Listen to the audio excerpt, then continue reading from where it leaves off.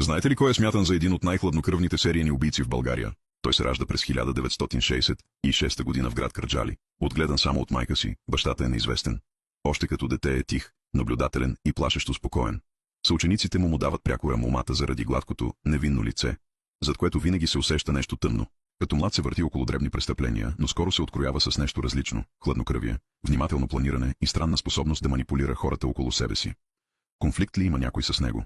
Животът му мистериозно тръгва надолу, бизнеси се сриват, планове рухват. През 2008 година Димитровград се събужда с новина за жестоко убийство. Семейството Махмуд е намерено мъртво, а разследването повежда към един човек. Мотивът според властите – дълг и конфликт.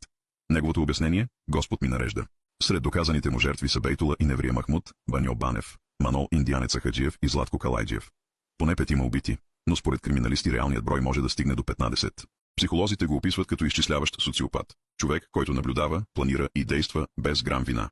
Сакилийници твърдят, че погледът му е бил хладен, празен. Сякаш всички около него са просто фигури в игра, която само той знае как да играе. Осъден е на няколко доживотни присъди, а на 5 октомври 2016 година в Старозагорския затвор всичко приключва тихо, инфаркт зад решетките. Но името му остава като мрачен отпечатък в българската криминална история. Името му Недялко Димитров, момата,